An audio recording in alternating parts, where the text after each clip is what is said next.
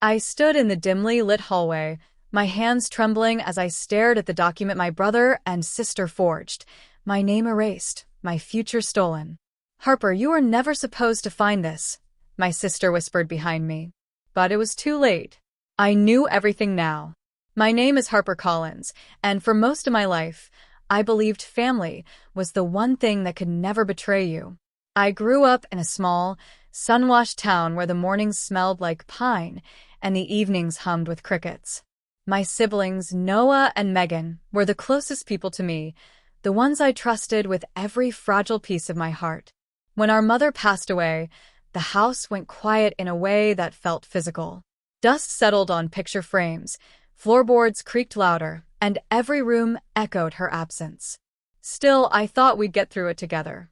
I thought grief united people. But grief, I learned, can also reveal who's willing to cut the deepest. After the funeral, strange things began happening. Documents went missing. Letters from the attorney never reached me. Conversations between Noah and Megan would stop the moment I walked into the room. I'd hear their voices from the kitchen, low whispers, sharp breaths, the rustle of papers sliding across the table. One night, as I passed the living room, I caught a glimpse of Megan's expression, tight lips, darting eyes, as she shoved a stack of envelopes under a cushion. "Everything okay?" I asked, trying to sound casual. She didn't turn around. "Just sorting bills, Harper." But her voice cracked. Noah became worse. He avoided eye contact, his footsteps heavier, his answers curt. A strange tension dripped from him like cold sweat. And then the house mom left us. Our childhood home suddenly became the center of every conversation. Noah insisted on renovations. Megan insisted on selling. Both insisted on decisions without me. I felt myself shrinking in my own home. One evening, I heard a thud upstairs followed by a frantic whisper. My heart pounded as I climbed, the soft carpet muffling my steps. I reached the attic just in time to see Noah slam a metal lockbox shut. His eyes widened in panic when he saw me. "Why is that locked?" I asked. "Harper, don't start this." "Start what?" He stepped forward, shoulders tense. You don't need to be involved. "You're too emotional for this." Something inside me cracked. But I stayed quiet, watching them both unravel in subtle ways, avoiding me, planning without me, hiding things that belonged to all of us. I didn't know it then, but their betrayal had already begun. The truth slammed into me on a rainy Thursday afternoon. I had gone to the attorney's office to sign routine estate paperwork, but the receptionist gave me a puzzled look. "Harper, you already signed the transfer documents last week." My stomach dropped. What transfer documents?" She typed something, frowned, then turned the monitor toward me. There it was. My signature. My name. On a document that removed me from ownership of our mother's house. But I never. My throat tightened. "These aren't my signatures." The attorney rushed out, concern etched across his face. "Harper, your siblings submitted these. They said you couldn't come in due to stress, that you asked them to handle it." The room spun. My siblings forged my signature. They took the house. They removed me entirely. I drove home shaking, the windshield wipers struggling against the storm.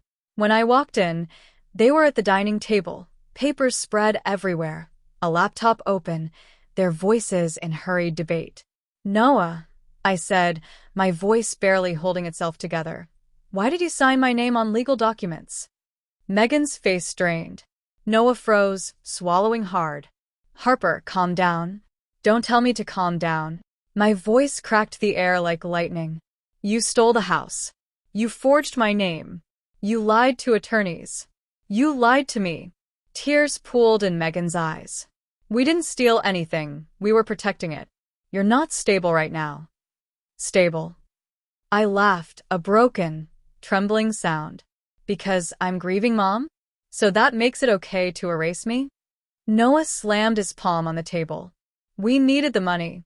You wouldn't understand. So you decided I don't matter?" Silence. Cold. Heavy. Absolute. In that moment, I realized they didn't see me as their sister anymore. Just an obstacle. The next days were a blur of arguments that twisted through the house like smoke. "You always think you're the victim," Noah snapped. "You are never responsible enough for this family," Megan added. Their words sliced deeper than any forged signature ever could. I discovered more. They had emptied Mom's savings, Sold her jewelry. deleted emails from the attorney, even intercepted mail addressed to me. Every corner I turned in that house led to another betrayal.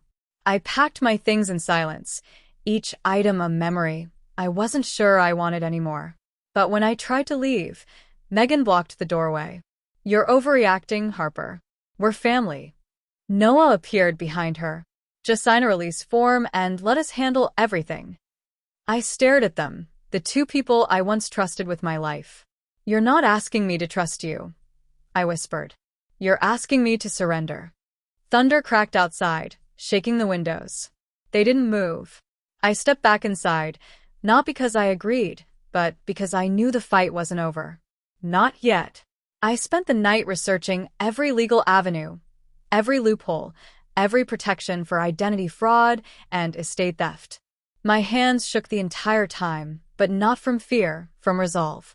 The next morning, I filed a report with the attorney, the bank, and a family court mediator. I wasn't trying to destroy my siblings.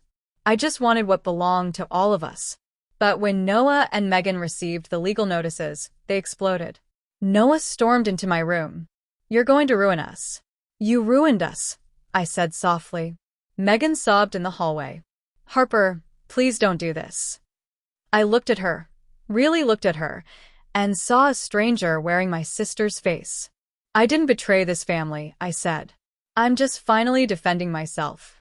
It was the hardest choice I ever made, choosing myself over the people I loved. But sometimes love has to break for dignity to survive." The legal process took months. Cold months. Lonely months. But slowly things shifted. The house was frozen by the court. No selling, no renovations, no changes. The forged documents were voided. My siblings were forced into mediation, where every lie, every manipulation, every secret was pulled into the light. Noah couldn't meet my eyes. Megan cried when the attorney revealed the depth of their forgery. I wasn't happy. I wasn't triumphant. I was just done. When the judge restored my share of the estate, I walked out of the courthouse feeling both lighter and heavier at the same time, like I had won and lost simultaneously. My siblings and I barely speak now. Sometimes I miss who we used to be. Sometimes I miss the version of them that never existed. But I don't regret saving myself. Not anymore. In the end, I finally learned that loyalty is louder than blood, but only if the people around you choose to hear it. This is Harper, and this was my story. Tell me what you would have done. And that's how everything unfolded. If you've made it this far, I'd love to hear your thoughts. Drop a comment below, we truly read every single one of them. Don't forget to like, share, and subscribe to the Reddit Diaries to support the channel and help us reach our goal of 1,000 subscribers. Your support means the world to us.